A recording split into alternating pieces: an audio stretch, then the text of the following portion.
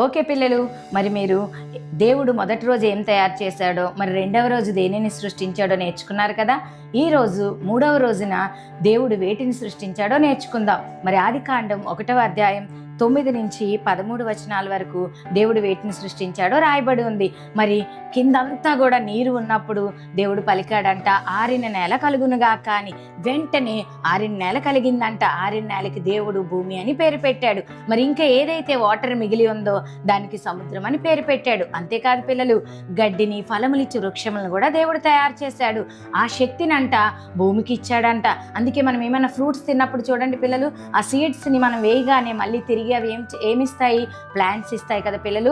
ఆ శక్తిని దేవుడు భూమికి ఇచ్చాడు. అంతేకాదు పిల్లలు, నీకు ఒక శుభవార్త చెప్పనా? నీ నోటికి నా నోటికి కూడా దేవుడు మరి శక్తిని ఇచ్చాడు. అదేంటో తెలుసా?